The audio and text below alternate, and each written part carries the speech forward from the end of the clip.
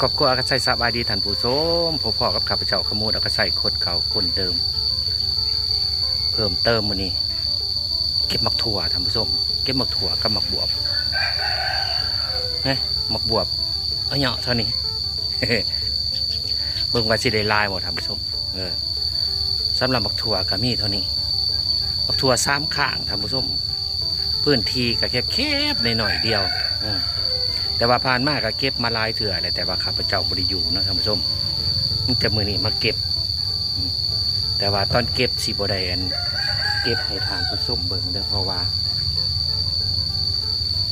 เห็ดผู้เดียว เห็ดผู้เดียวก็เลยว่าผมมีมือถ่ายเนาะบ่ได้ตั้งกล้องไว้ก็ติดตามไปนำกันท่านผู้ชมเบิ่งว่าสิได้ลายบ่ได้ไปหลุดนำกันนี่พื้นที่ก็เท่านี้แหละท่านผู้ชมตัวนี้เป็นทางเสเจ้าปวกเด้อเอาเจ้าปวกเสกับมันนำขมวกเพื่อจะโหดนี่แหละท่านผู้ชมเบิ่งสมบูดีนะขึ้นมาอีกแหละผักทั่วนะเง่าเง่าท่านผู้ชมหมากเง่าเง่าเบิ่งความมันเง่านะ50-60 เซนพูนะมันเป็นสันๆคันมันย้อนไปได้เป็นแห้งเงาท่านผู้ชม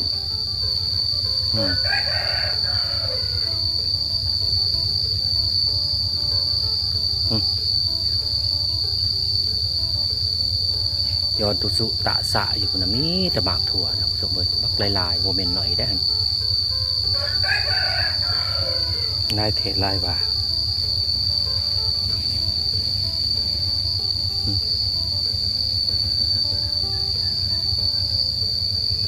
3ข้างนี่แหละท่านผู้ชม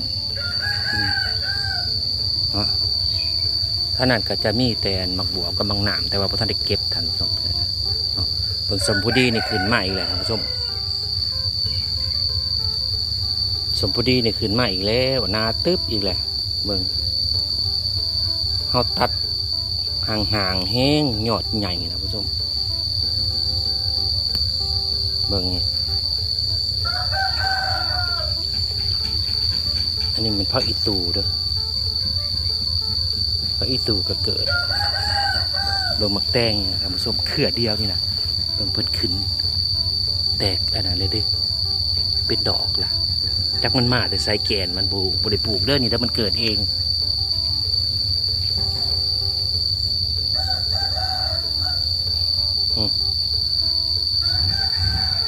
อันนี้แม่นั่นข้าพเจ้านำมันป่ามาไว้ส่วนท่านผู้ชมเบิ่งเนี่ย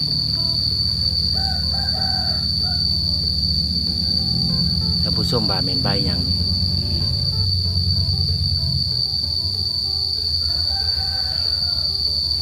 ท่านผู้ชมบาเมนยังเนี่ย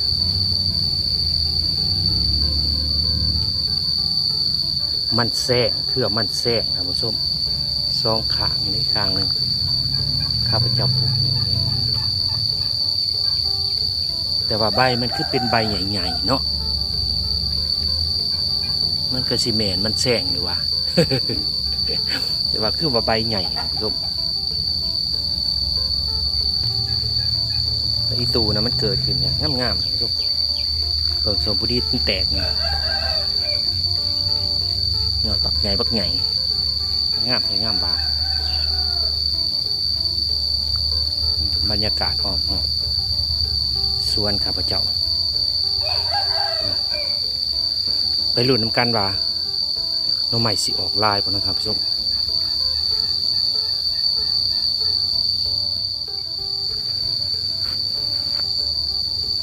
นี่หลังจากเก็บแล้วได้ซ้ำนี่ท่านผู้ชม3 กำหมักถั่วนะได้3 กำอันนี้เป็นหมักบวบนี่มันมี2 สายพันธุ์มีหมักบวบหอมกับหมักบวบเหยาวท่านผู้ชมหมักถั่วในความมันเหยาวท่านผู้ชมลายอีกได้มันมีหน่อยได้อันนี้เก็บเถื่อเดียวโพด สิพาทานผู้ชมพาทานผู้ชมเลาะเบิ่งสวนไผ่ทานผู้ชม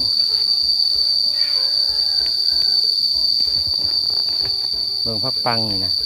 แตกงามแท้งามว่าอันนี้เป็นปลาคิงแข็งเลยทานผู้ชมได้ยินเสียงยังบ่โพดโพเสียงเพื่อนนะเบิ่งพี่น้องป้องปลายเบิ่งซอยข่อยลายแท้ลายว่าเบิ่งเอาเพิ่น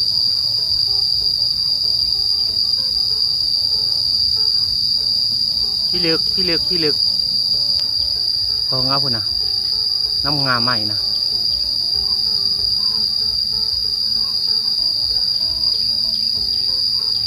หลายเลยทำมือส้มมึงไหม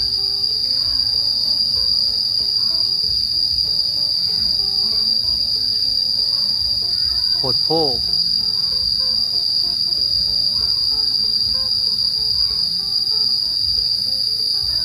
มีทำมือส้มนะงานนี่นะเต้เบิ่งเหนียวมันน่ะสัมฝนตก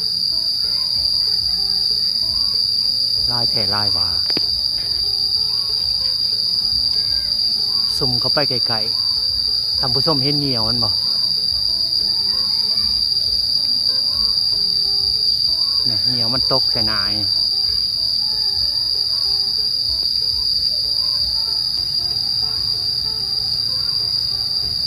มันอยู่สูงทำผู้ส้มคุณนะ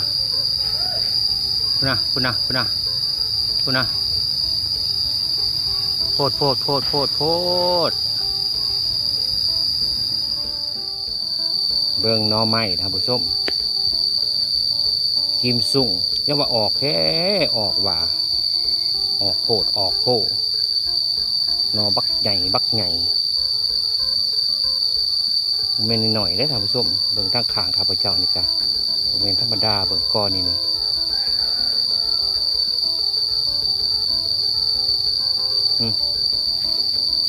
เบิ่งก้อนนี่ก็ดี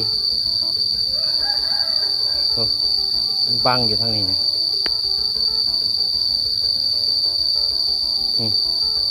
บุเมนธรรมดาพี่ลึกกิโลโคตรโค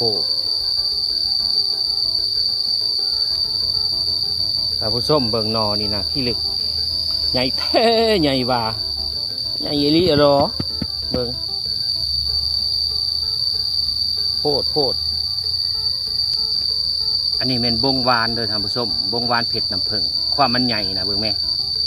ป๊ากใหญ่หนึ่ง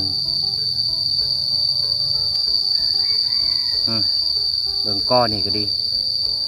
หน่อบักใหญ่บงวานเด้อท่านผู้ชมเบิ่งความมันออกแค่ออกว่าก็ได้กับพ่อแล้วท่านผู้ชมเบิ่งเด้อมันมีแต่กอเดียวได้เบิ่งหน่อมันเด้อคุณนะนี่แต่หน่อ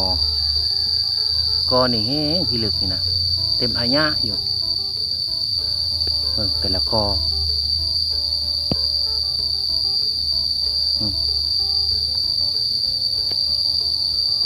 นี่จะนอกับนอนะผู้ชมเว้ย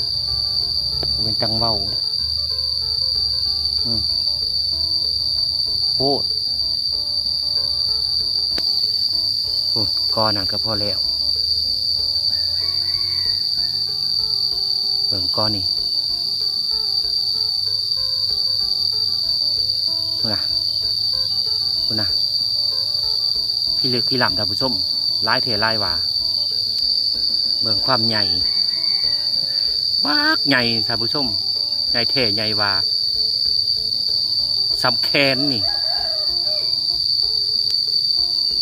เฮ็ดขั้นห่มท่านผู้ชมมือก่อนเนี่ยเก็บไปให้ไม่เท่าแล้วบากหลายๆดอกมายังเฮ็ดอีอยู่เนี่ยมื้อนี้สิได้เก็บไปให้อีกก่อนตัวนี้เป็นสวนเกษนาแล้วก็หมักแหนงนี่แตกหวานท่านผู้ชมมีหมักแหนงแล้วก็มีกาแฟน้ำได้ท่านผู้ชมบริเวณมีหมักแหนงล่าได้พวกแม่นี่ าบางเนงนะบางเนงตัวนี้เป็นอามาเตสจำปาสักเลยท่านผู้ชมถ้าโตเพิ่นฝากมาให้ถ้าโตนั่งใบเพิ่นฝากมาให้ท่านผู้ชมมาขยายพันธุ์อันนี้เป็นผลงานของถ้าโตนั่งใบพันธุล่าท่านผู้ชมเพิ่นฝากมาให้เบิ่งแม่แผ่แท้แผ่ว่าแผ่ลิรอต้นมักแนงนะเนาะบ่เป็นมักแนงทั้งเนื้อได้ท่านผู้ชมอันนี้คือมักแนงทั้งอันจำปาสักเท่าไรเบิ่งมากลายๆท่านผู้ชมอันนี้เป็นต้นกาแฟเนาะกาแฟหมากยังน้อยอยู่ท่านผู้ชมหมากน้อยอยู่เบิ่งเอาว่ามันดกเท่าไรเด้อความดกมันนี่อยู่เวียงจันทน์ได้นี่ท่านผู้ชมเบิ่งความดกของหมากกาแฟบริเวณอยู่ปากซองบริเวณได้อันนี้เป็นอยู่กระโตเวียงจันทน์ท่านผู้ชม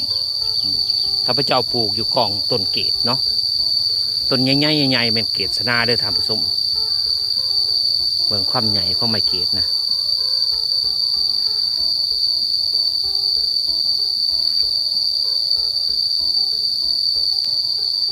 เปิดบรรยากาศสวนเกศนาท่านผู้ชมเบิ่ง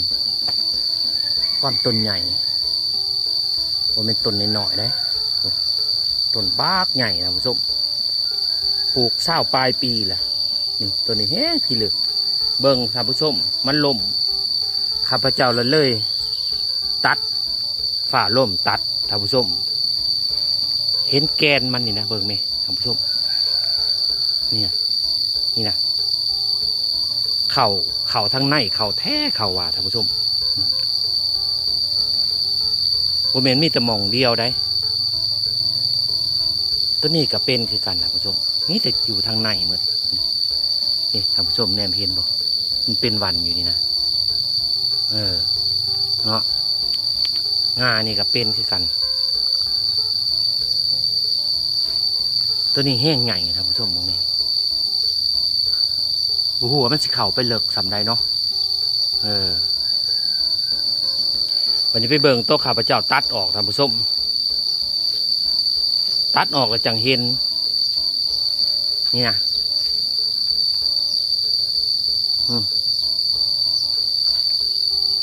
ตัดออกแล้วมาเห็นเป็นวันอยู่มันเป็นยังใช่หรอกเนาะบางงานนี่คือกันนี่นะนี่ท่านผู้ชมแนมเห็นวันบอกที่ลึกบ่อยากพันละหน้าท่านผู้ชมนอเพียงออกแท่ออกว่าบงวานเผ็ดน้ำเพิ่งเด้อเบิ่งไหม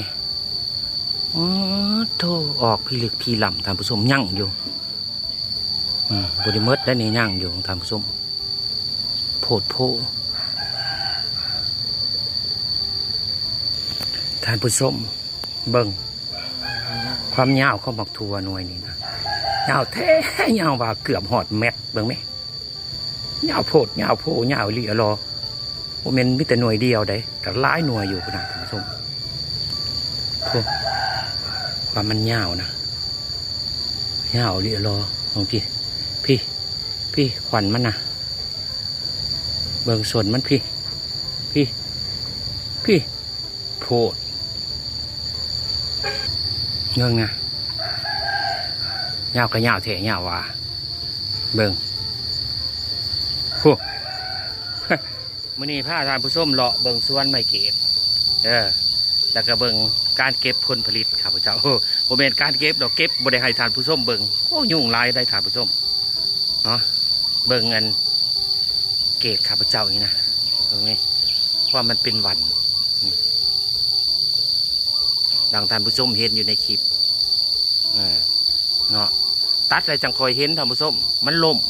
ฝ้าล่มแล้วมันล่มท่านผู้ชมกาสีประมาณนี้เนาะ